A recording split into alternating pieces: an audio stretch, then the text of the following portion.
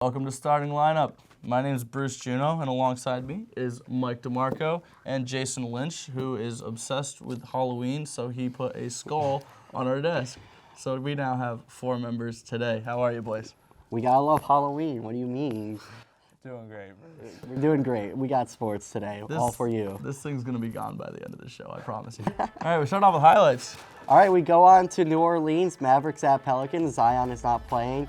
And Mavericks start out with a shot, and Alvarado hits a woman on the sideline. Oof, get that girl a nice pack. Doncic, step back, 3, cash money. Mavericks down by 10. And now Pelicans, Devontae Graham shooting a huge 3 from downtown. Pelicans taking the lead in this one. Now late in the fourth quarter, Doncic, and he hits the buzzer beater. No, he does not. Mavericks lose, and the Pelicans win without Zion and Brandon Ingram. Packers traveling to Washington to take on the Commanders. Rodgers looking to bounce back, but Heineke says no, as he'll find Terry McLaurin in the back of the end zone, and this will put the Commanders up by 3 after the extra point is good. Now, fourth quarter, Commanders up 9. Rodgers scrambles around, and who will it be? Aaron Jones, the streaking running back, with a touchdown, and they'll now only be down by 2. Now with 5 seconds left, can we have more Rodgers magic as we've seen before? They go for razzle dazzle instead. They're flinging the ball all around. Can they get it done? He throws it back. It's bouncing. The big boy gets it. He'll throw it back. Now he's scrambling around and looking for an opening. He finds one. He'll run about 10 yards downfield. He's looking for more space. He'll get it back to Rodgers, the QB, looking to make one of his signature throws, and it bounces. It goes through the legs of the lineman, and they lose. Moving on to Astros and Yankees. A rain delay pushes the start back about 90 minutes. Yankees hoping to keep their season alive. Stanton with the base knock to right gets the Yanks on the board early in a must-have game. Lance McCullers on the mound for Houston, and a bloop single into center field will get down. Yankees will be up 2 in the first. Lance McCullers, he's struggling. Anthony Rizzo goes opposite field for an RBI double. It scores IKF, 3-0 Yankees. Yanks would have several visits to the mound to check on Nestor Cortez. He waves him off, and it might have been a mistake. Pena smacks a 3-run shot off Cortez, and Houston knots it right up. Astros go on to win with that momentum, 6-5, and eliminate the Yanks. We go on to hockey now. Blackhawks facing the Panthers. They're on a 3-game winning streak. They got the power play right here. Taylor Radish takes advantage and gets the Blackhawks up 1-0. Now, later on, they're trying to get a 2-0 lead, and they do with their leader, Patrick Kane. He gets the Blackhawks up 2-0. Now, later on in the second period, Blackhawks keeping the momentum alive, and they do. They go up 3-0, and Panthers trying to come back, and who do they give it to come back? Matt Kurachek. And he gets the goal and delivers. Now Panthers down by 2. Late in the third period, seconds ticking off the clock, and there's a fight for the ball or for the puck, and Jonathan Taves gets the puck and slams it into the goal. Blackhawks win 4-2. Nets taking on the Grizzlies in Memphis. Early NBA season action. Kyrie Irving with a step-back 3 to end the quarter. That's a buzzer beater. Nets down 5. In the second, Nets up 5 now. Grizzlies on the break. Ja Morant is leaking, and he rises up for the slam, assisted by Tyus Jones. Grizzlies looking to build some momentum in the third. Grizzlies trying to separate themselves, but KD says no thanks. Swishes the jumper. Ben Simmons with the assist. Staying in the third, Grizzlies with a comfortable lead. Ja Morant wants this game. He takes another step back, and he cashes it home. Grizz up 15. Ja Morant, it's crunch time. We're under a minute to go. Oh man, deep 3 from Ja, the dagger in the hearts of Nets fans everywhere. Grizzlies pull away, 134-124 final over the Nets. And we got the Cleveland Browns chasing after the Baltimore Ravens as they travel down to Baltimore. Now, starting off, Jacoby Brissett steps back in the pocket. He'll sling one across the middle to David Njoku, who'll get some good yardage for them. 22-yard gain. Now, we're still in the first quarter. A little over 8 minutes left to go on the goal line. Who will they give it to? That man right there, Nick Chubb, for the 2-yard rush in, and the Browns will go up 7-0. Now, 10-6 in favor of the Browns. Lamar hands it off to Gus Edwards, with the absence of J.K. Dobbins, and he'll walk that one in, and this will give the Ravens the lead, up 13-10. As he jumps into the stands, they'll go on to win it. What a game right there. That's all for the highlights. Now, when we come back, we'll have our guest segment. See you then. Sigma Tau Gamma Fraternity. We have a lot of successful alumni. We're a very well-rounded fraternity. We do a lot of philanthropy and charitable events. Our local one is Journey into Reading. We go to the mall in Plattsburgh and we hand out books to children. And our national philanthropy is Special Olympics New York, where we do a charitable event called Polar Plunge. It just teaches you a lot being around a group of guys and having the experiences now and in the future. The best decision I ever made in my life. Welcome back to Starting Lineup. Today we have a very special guest on, Jeffrey Hens. Hey, How are we guys doing? Good. Thank you for having me. Yeah, not Appreciate a problem. it. And we're here with you today to talk about the World Series. I know you Yes. guys probably have some questions. Yeah, honestly, just to start out, who are you picking and why? I mean, I think I'm going to have to take the Phillies. They just have, their offense is just on fire lately. They just can't lose. I don't think the Astros are going to be able to beat them. I think they might take it to 7 games, but I got the Phillies all the So way. what makes you think that the Phillies are hotter than the Astros right now? I think the Phillies had a harder route to the World Series. That's fair. And I think that their players just want to win more. No, I understand that, especially the Astros being there multiple years and not being able to get the job done. Yeah. Phillies coming out hot, underdog team. I get what you're saying there. Do you favor the pitching staff of the Astros or the Phillies more? I think the Astros definitely have a better bullpen. I think the Astros bullpen is unstoppable, but the Phillies offense is also unstoppable. So it's gonna be a good series. It's definitely gonna be a good series. So, as a hypothetical, if the Phillies pulled the Dodgers in the playoffs, do you think they would have won that? Bryce Harper against his former team? I mean, I don't know. I think the Phillies got past who they had to get here, and that's all that they needed. They're here, Okay. and they're ready to win. I got a question for you. What do you think that the Phillies will do to beat the Astros that the Yankees didn't do? Their offense. It's their offense. It's just the offense. The Yankees had no offense going into that series, and I honestly, as a Yankee fan, I had no faith in them. They're jumping on that So, first ball. And Yeah, they just couldn't do it. The Phillies, the bats are too hot for Philly. Who do you think is going to be the more impactful MVP? Whether it be Bryce Harper or... I think Bryce Harper definitely. I think if he comes out the gate strong, he's just going to fire the team up. He's going to fire the home crowd up. It's going to be a fun series to watch. Now, you've been watching baseball for a long time. I know Yeah. you're a big fan. Have you ever seen Bryce Harper this good? I haven't. Even his MVP season, he's never hit like this before. His mojo is it's crazy. So you think it's going to be enough to get it done? I think it's going to be enough to get it done. you're really big on the Yeah. Phillies right now. Yeah. So, you have him going to 7, correct?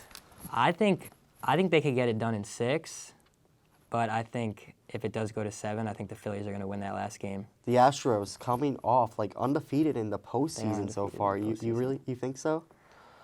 I think the Astros had an easier route.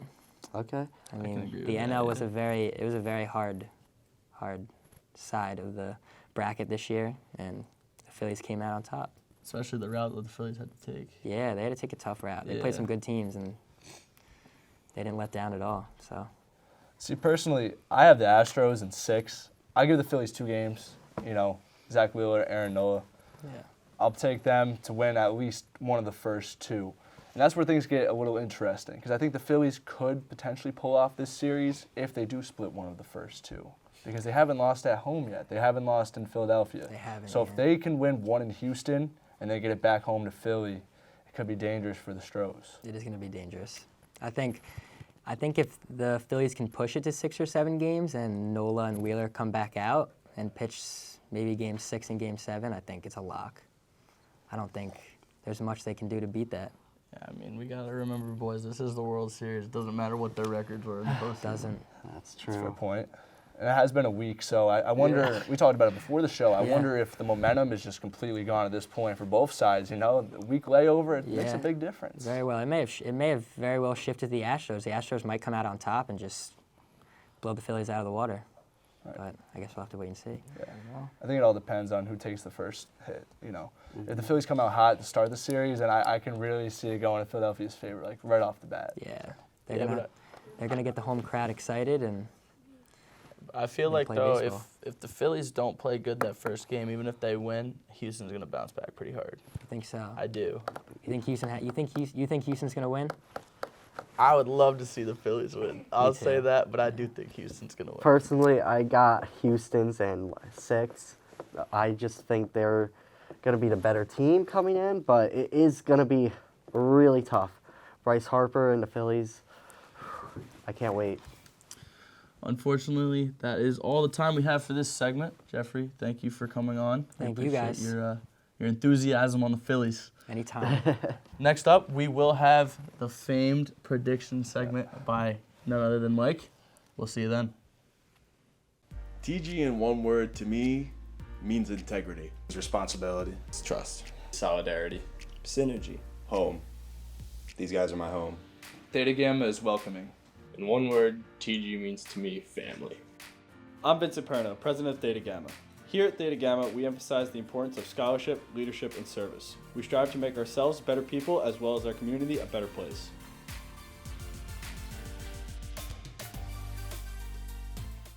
Welcome back. After that great discussion with Jeffrey, we now have the famed and everyone's favorite Mike's Picks. I think it should be called My Picks, personally. I went 5-0 last, or 5-0-1 last time. Just saying. No. First up, I got the Niners versus the Rams. I have to go with the Niners. They just dominated the Rams a few weeks ago, and they picked up CMC. I'm taking San Fran. I don't know, man. I got the Rams. Dude, Cooper Kupp's just too nasty. And the 49ers, despite picking up C-Mac, still don't know who they're going to give the ball to. And it's about time for Jimmy G to crash and burn. So I'm going to have to take the Rams. Yeah, I'm taking the Rams too. It's at LA. I cannot see the Rams, the former champions, getting swept. It's going to be a good game, but I think the Rams pull it off. All right, guys. Going against me, just like the first time we did this. Now we got Hawks and Bucks. All right, the Hawks got the backcourt, but what they don't have is Giannis Antetokounmpo. I'm taking the Bucks. Yeah, you took the words right out of my mouth, Mike. The Hawks, they're a good team. They're not a bad team, but you saw us the other day with our title contenders, and we all had the Bucks in our top 3, and Giannis. So I got the Bucks. And we all had the Bucks in our top 3. We all got to take the Bucks because I don't think the Hawks defense can handle the Bucks offense. I think the Bucks win. All right, guys, moving on to the NHL. We got Ottawa Senators versus the Florida Panthers. I'm taking Ottawa. They've won 4 in a row. Taking the hotter team. I'm going to have to go with the Florida Panthers. Sorry to go against you again, Mike. But they got Tkachuk. He's absolutely nasty. Yeah, they had the unfortunate loss to Chicago a couple days back, but Bobrovsky will bounce back in net. He's insane, and so I got Florida. I got the Senators. Honestly, they won 4 games in a row. They beat the Capitals. They beat the Bruins, 2 of the top teams in the NHL. And Brady Tkachuk, he had 2 goals in his last game against the Coyotes and 1 goal against the Stars. I think the Senators pull this off. Moving on to the Premier League, we got Chelsea at Brighton. I am going to go with Chelsea, only because Brighton has lost 3 of their last 5. And Chelsea did pick up a dub in the Champions League. This is the spot that I should know because I think I know the most about soccer, but I'm going to take Brighton despite the fact I think Chelsea's a better team.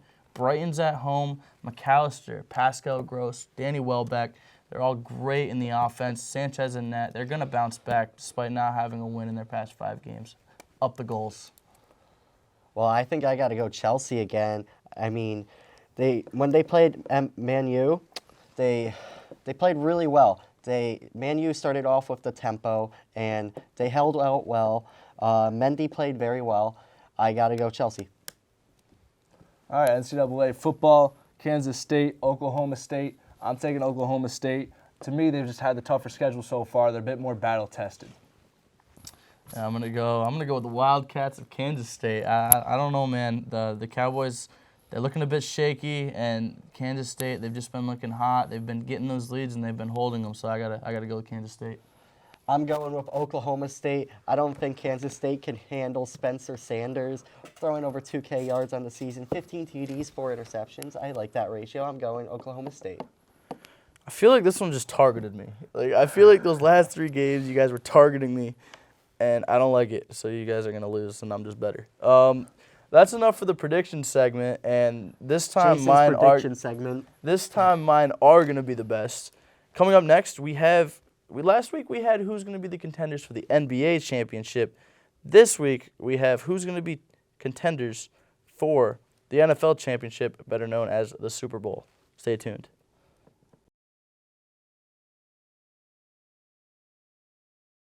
Nick Benardut. I'm Angel Velasquez. And I'm Benny Nazai. I'm Jody Juliana Powell. I'm Pat Pfeiffer. Jorge Cabrera. Jamie Goodrow. And I'm Joe Mason. I'm Marcel Gibbs. I'm Zeb Ducharme. I'm Ryan Nista. I'm Bruce Juneau. Now Sales. Thank you. This has been Edward Balarjan. I'm Rashida Pandey. I'm Kwesi Gittins. I'm John Carduello. To stay up to date with PS News and all of Plattsburgh State TV, be sure to follow Plattsburgh State TV on all social media platforms. Welcome back, everybody, to Starting Lineup, the prediction segment. Always a fun one. I thoroughly enjoy it, but now we're moving on to our thoughts on who the Super Bowl contenders will be. And as per usual, Mike, kick it away. So first up, in the AFC, I'm going to take the Kansas City Chiefs. I have to go with the Chiefs only because they've been there, they've done that, and the Bills have yet to get by them. Bills are my second team in the AFC, but I just can't pick them over the Chiefs yet. Not until I see them beat them. And then third in the AFC, then I'm going to go with the Ravens. What? You have seen them beat them. Not in the regular season. Yeah. That doesn't matter. All right. We're talking playoffs. Well, I'm going with the Bills as number 1 because they did beat them. They have been there. They have done that. Yeah, I don't know why I'm yelling. My number 2 is the Chiefs. The Bills and the Chiefs are going to be at the top for me. I think the Bills will make it to the Super Bowl, but lose in the Super Bowl as they did 4 times in a row. My number 3 team is the Chargers. I'm a big Justin Herbert fan. I think if they can keep Keenan and Mike Williams healthy, that they will be able to have a chance at fighting for that top spot in the AFC. So that's my top 3. My top 3 for the AFC, for number 1, I got to go Kansas City. It's hard to root against them. They have a high-powered offense. Mahomes under center, can't go wrong. I got Casey. They own them in the playoffs, the Bills, just saying. But whatever. My second one is the Bills, who I think might be the best team in the NFL. I know I said Casey as 1, but the Bills, they might be better than Casey overall, but I don't know if they have more of a chance, if that makes sense. But overall, Bills number 2. Josh Allen, great player. They got Von Miller on the team now, adds a huge element to their defense.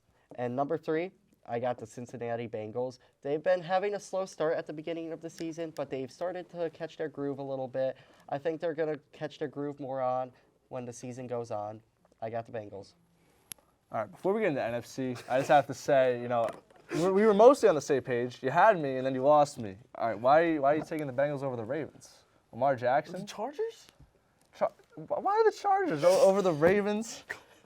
Dude, I got no faith, dude. Y'all got no faith. I don't know. Burrow showed that he can win playoff games. Lamar won one playoff game. Burrow has shown something that Lamar hasn't for me. All right, sure.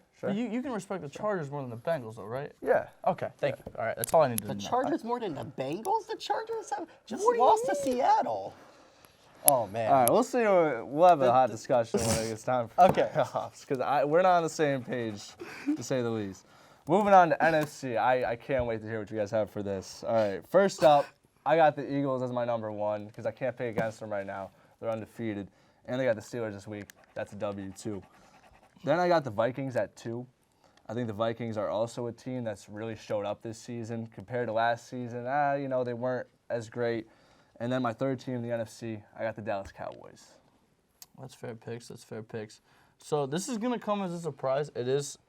As much as I do think Eagles are a very strong team, yes, they're undefeated. you got to look at their conference, and that's why I got the Vikings at 1. I do think the Vikings are a stronger team than the Eagles. Yes, they've had some hiccups here and there, but all around as a team, I do think Vikings are the best team in the NFC. At 2, I have the Eagles. Eagles undefeated. We all know that story. It's been sang, it's been heard. And my number 3 is the Niners. It's a very hard one to say that I have Niners at 3, but I don't think the NFC is that strong. And Jimmy G's been doing fine, but he's known to crash and burn, and they have a lot of hiccups all over the field, different positions. But I feel like if they can stay on top of the road that they've been going, despite the kind of last couple weeks, I think that they could be a top 3 in the NFC. You know, Bruce, I got the same as you. Vikings number 1. I think the Vikings are better than the Eagles. They've shown a little more. I mean, the Eagles, they're very talented, but they've also had a very soft schedule. They played the Cowboys with Cooper Rush, and that might have been their hardest opponent. Next up, I got the Eagles, though. The Eagles, obviously, they're undefeated. They're doing really well. I expect them to win the NFC East, and we'll see how it goes from there. And then at 3rd, I got the 49ers. Jimmy G took the Niners to the Super Bowl. He took them to the NFC Championship, and I just see them as contenders every year, especially in the playoffs. And now they have CMC, another weapon for them. I got 49ers at 3. Mike, the Cowboys? The Cowboys. Cowboys. Listen, You don't have room to talk. You're a Giants fan. That's not allowed. It's the same division. All right. I can have Cowboys. Let me explain. All right, I'll hear you. All right. Dallas had Cooper Rush at quarterback for how many weeks? 4, was it? 3. 4. 4 or 5. And they still have been a very competitive NFL team. And now they got Dak Prescott back. I'm usually not high on the Cowboys, believe me. But this year, I just think something's different. That's fair. I don't know, man. I see them as more of like a 5-6 team, not like a 1, 2, 3. That's fair. That's just personal. That's fair. But you could also argue Cooper Rush was playing better than Dak in the first game against the Buccaneers when Dak played, and then after that, you could argue Cooper Rush was playing better. Well, there's a lot. I mean, you could. You could. That is something you could do, Jason. Yeah. I mean, there's been so many like QB changes this season. It's so hard to just choose. Cooper Rush is not better than Dak Prescott. Oh yeah, no, for sure, he's definitely not. But like, so why argue it? I'm saying he was playing like up to Dak Prescott's standards. Like I don't expect Until Dak that fourth Prescott. game. I don't expect Dak Prescott to throw like 5 touchdowns a game. I feel like he played as well as Dak Prescott could have. Okay. No, that's fair. I also do want to say you guys have a good shot with the Niners. I think the Niners are a really competitive team, too. And actually, before this week, I had them as one of my top teams. It's just the way that the fashion they lost to Kansas City, they just went down the pedestal a little bit for me. I do want to ask you guys about the Eagles and Vikings, though, however. So you said that the Vikings have shown you more, but the Eagles beat the Vikings earlier in the season, didn't they? Yeah, but that was early season. That was early. We still are pretty early in the season. Well, yeah, obviously, but I just think the Vikings are like Kirk Cousins is one to. Wasn't that a primetime game too? Yeah. That's all I gotta say. Kirk's when gonna it be comes to prime playoff- time in the playoffs. But when it comes so if to he can't get playoffs- it done now, how's he gonna get it done in January? I mean, Kirk Cousins, he does have another. He has one more playoff win than the Jalen Hurts. I will say that he beat the Saints, so it's not like he's chokes in playoffs. All like, it's not. Well, like it's that. not like the Eagles do either. Like I think, I don't know. I just see a lot more potential coming out of the Vikings. I feel like Minnesota has, Kirk Cousins has experience on Jalen Hurts. Yes, I do think Jalen Hurts is the better quarterback. I just think that there's more chemistry amongst Minnesota. I think Kirk Cousins has more dangerous weapons. I would take Justin Jefferson and Adam Thielen any day. It's fair. Well, that's all the time we have for today, unfortunately, everyone. It's been a great debate. It's been a great session. It's always a pleasure being here with you boys. But that is all the time we have for starting lineup. Make sure to tune in next time, and we'll see you then.